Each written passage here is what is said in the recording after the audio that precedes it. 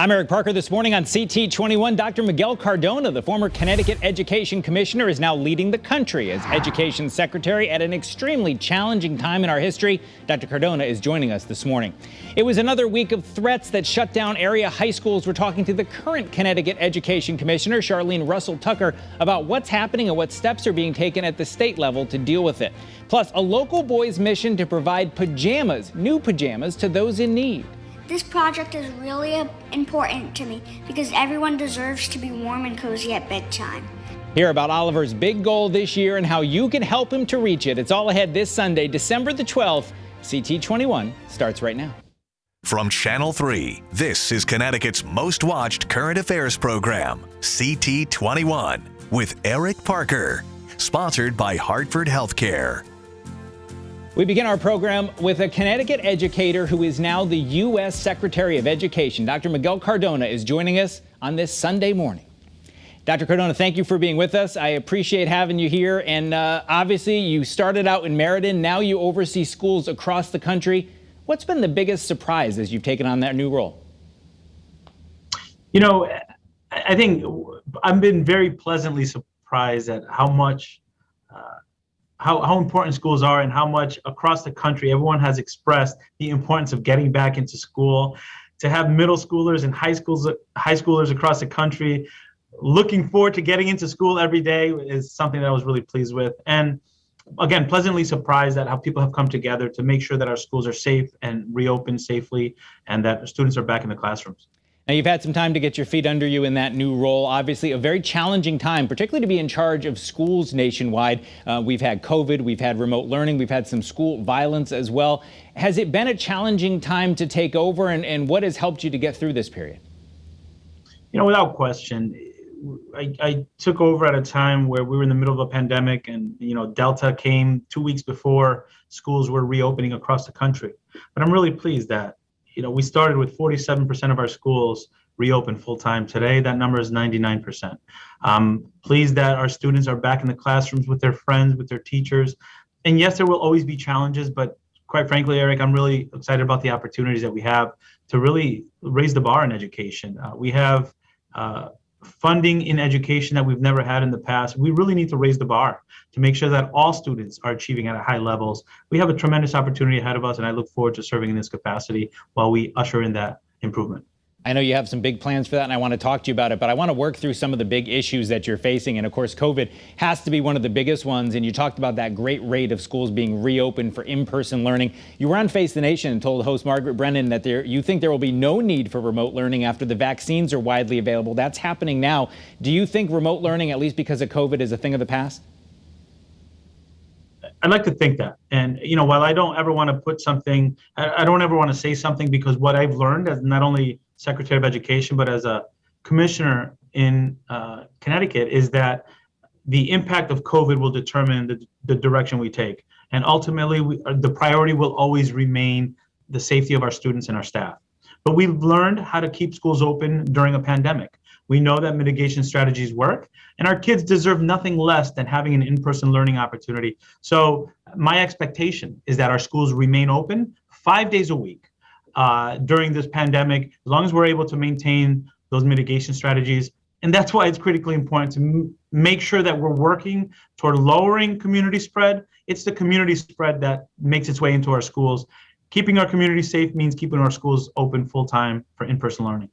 One of the side effects of COVID and dealing with it and working it all out, as you just said, is things have gotten pretty heated. We've had school board meetings where parents have raised their voices. Governor Lamont had a meeting where he was encountered by some parents who said they didn't like his mask mandate. Have you seen that across the country? And what's your message to educators and people who have decided to serve on boards of education and things like that? Because in some cases, it's been a tough go.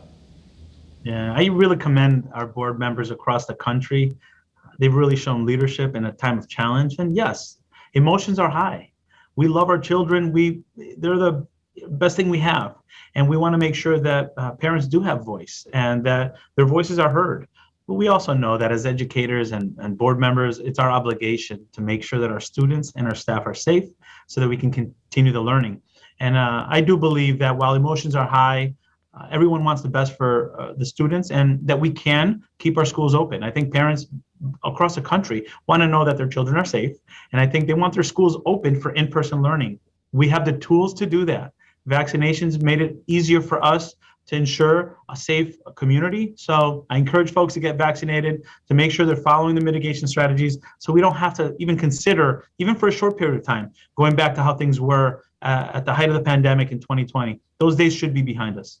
The other big challenge that's been in the headlines in regards to schools has been school violence. And it's been in the headlines, unfortunately, here in Connecticut as well, even just in the sense of local high schools having to close for a couple of days because of threats. Is there something you can do as Education Secretary for the entire nation that might be able to provide some level of relief to these parents who just make sure their kids are safe when they head off to school?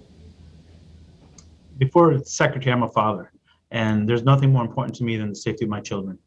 And that's why, as an educator, I've always been a proponent of ensuring that we have adequate supports for students, adequate resources to address issues before they come up, and ensure that the environments are safe for learning, not only physically but emotionally safe.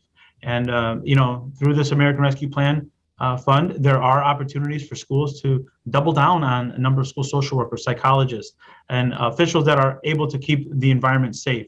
We've really been strong on guidance for youth mental health access and ensuring that funds are being used to provide access to schools. Listen, we've all gone through a pandemic. We've all experienced trauma in some way or another. 140,000 children across the country lost a parent or caregiver. So we should be expecting our students to come in with greater need for support. And if we can address that, I think our schools will be safe. I know you've held probably just about every position in a school, which probably makes you pretty unique when you go to these places and talk to teachers and talk to faculty and talk to staff. But if you were just, back to Miguel Cardona, the fourth grade teacher, and you said, oh, there's this guy from Connecticut down in Washington and he's going to help you, you might have rolled your eyes a little bit. I think it would be natural to do that. But from that perch there in Washington, are there things that are coming that you might be able to tell parents and teachers are some good things down the road coming their way? Definitely. I'm still that fourth grade teacher. When I go into these meetings, whether I'm meeting with the governor, the president of the United States, our colleagues on Capitol Hill, I'm still Miguel Cardona, that fourth grade teacher that wants the best for his students.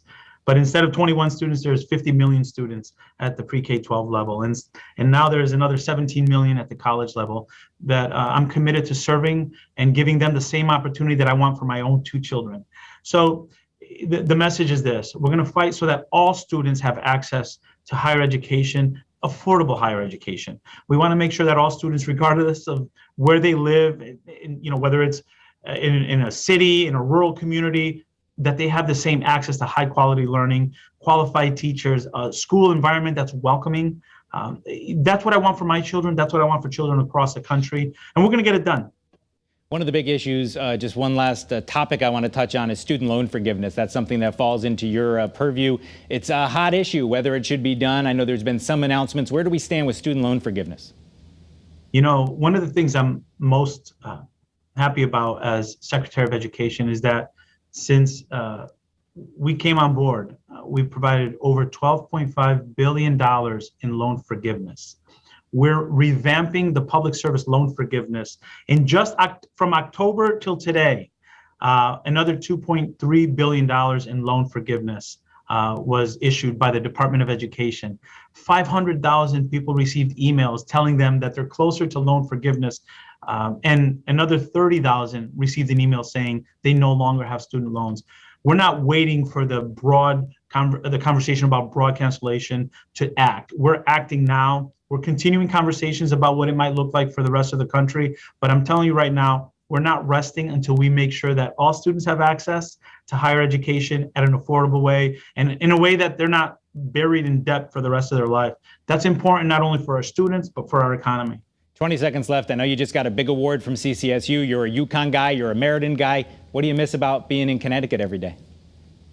Connecticut's home. The people, the family, the community. Connecticut will always be home. Honored, and I feel honored to have come from Meriden and Connecticut, and the values of Connecticut and the hard work and making sure that we're serving everyone. That's in my veins, and that's here in DC, but it's also good to go back home and see my family and friends there. Well, and I know as you travel around the country, you'll be taking that Meriden fourth grade teacher along with you, Dr. Miguel Cardona. We hope we'll have you back on the program again. We appreciate you spending a few minutes with us talking to our viewers about what to expect in the world of education. Thanks for being with us. Take care, Eric.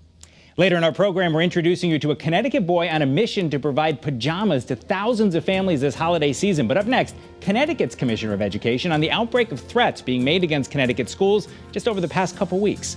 CT21 continues after this quick break.